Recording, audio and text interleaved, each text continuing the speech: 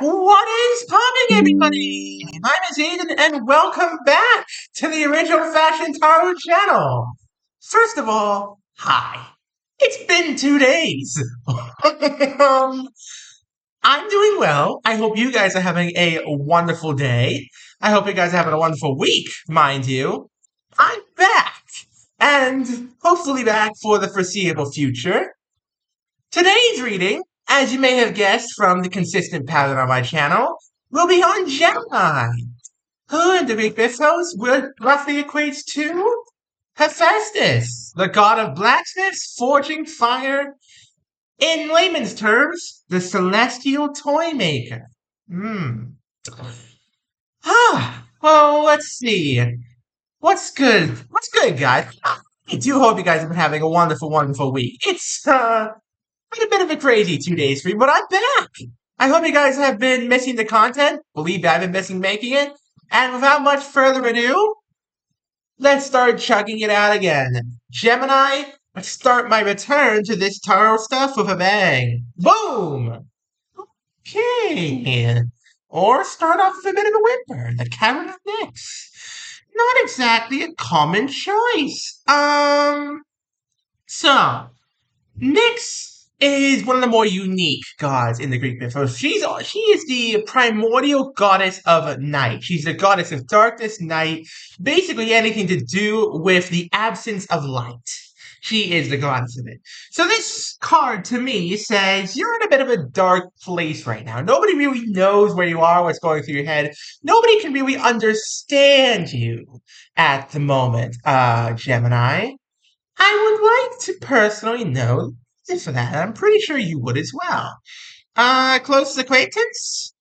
The Cyclops Eye. Interesting. That does kind of fit with the theme of today's reading. The Cyclops Eye is a card of, more than anything, misunderstandings. See, if it was the Eye of Cyclops, where the eye was really centered instead of, off to the side, it would be a card of the third eye. But this is a card of misunderstandings. This friend of yours is not seeing why you've closed yourself off very clearly. They don't fully understand why you're doing this, what you're doing. They don't get it in layman's terms, Gemini.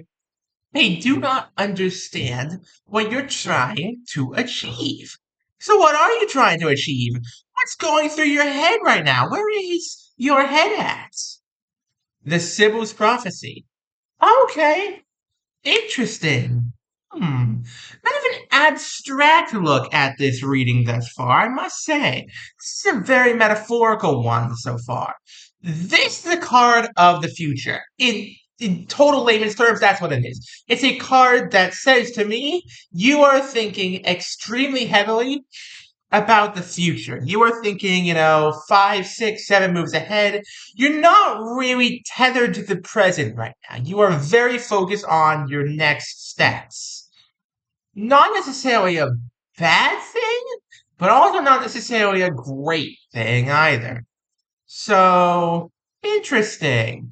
Why are you worrying so much about the future, though? What's around you? Oh, oh, this just got interesting, Gemini. This just got very interesting. The birth of Venus. Venus, if you don't know, is the Roman form of Aphrodite, the goddess of love. And this says to me that you have fallen in love with somebody. This right off says to me that you have fallen for somebody and you don't want anybody knowing about this. Because, you feel like they might judge you for whom exactly you've fallen in love with. That's not exactly something you want to face down right now. So it's completely understandable why now you're doing these things. And it really puts this reading into context because your friend is just worried about what you're trying to do right now. But what you're trying to do is, not have this little crush, not be in love with this one particular person. Very interesting, Gemini. Very, very interesting. What do you want? The Argonaut's Voyage. Ooh. Okay. So, while you may not want to be in love with this specific person, the fact remains you may actually have no other choice. You may actually end up having no other choice but to fall in love with this person and to well, not fall in love with them because you're already in love with them. You may have no choice but to, try things out with them. See if you really want to commit to this. You want to meet up with them to figure out if this is genuine or not, or if this is just a being in love with the idea of them. You want to know if you are truly in love with the person or in love with the idea of the person. Let's see. Who's advising you? The Oracle of Delphi. Ooh, okay. Okay, you're considering asking for help. You're considering asking for a little bit of guidance on this matter. Totally understandable, Gemini. You're not the outgoing type, Gemini. I know this just instinctively and just by your sign. I know you're not exactly the most outdoorsy type. You're the fixer. You're the guy or gal who tinkers, who does stuff, who works hard so they can just kick back and relax at the end of a long day. You're not the outgoing type. You're the introvert of the Olympians, if you will. So, asking for help on a matter relating to love, this is news to you, This is very interesting to you. Let's see. What's your dilemma? Aries battlefield. Oh, now that's very interesting. Now that is very interesting. See, now that that's on the cards here, I can actually tell you guys about a small legend real quick. So, Aphrodite, when she first arrived on the Olympian council room, was almost immediately married off by Zeus to Hephaestus, your patron god, and it was not a very happy marriage. Aphrodite was not happy about it. Hephaestus was ecstatic. He got one of the most beautiful women of all time, whose domain was literally love and everything related to it, as his wife. But Aphrodite, in one of the greatest cheating scandals of all time, cheated on Hephaestus with this guy, Ares, the god of war. So, that begs a very interesting and possibly very dramatic question, Gemini. Does this lover of yours already have somebody trying to steal them from you? Hmm. I see. Who has the power? Orpheus's melody. Oh, wow. Wow, wow, wow, wow, wow. This just gets more dramatic as it goes on. This is a classic Greek tragedy in the making, and I hope it doesn't end in tragedy. Gemini, I really, really hope it doesn't end in tragedy for you. But yeah, Orpheus's melody is a card of charm, loss, and pursuit, and I think those three things all apply to your situation right now. You're charmed by this love in your life. You feel the pain of possibly losing them, and you feel the urge to pursue them, to, make your feelings known, to see if you can shoot your shot, as it were. I feel your pain here, Gemini. I truly do. Let's see where this goes. What's holding you back? Bellerophon and Pegasus. Oh, man. Wow, Gemini, wow. You really want this, huh? This kind of love is very rare, I will say. The kind of love that you feel for this person is a rare breed of love. It's unrequited, it seems, at least for the moment. You haven't told them about it yet. I don't know if they feel the same way about you.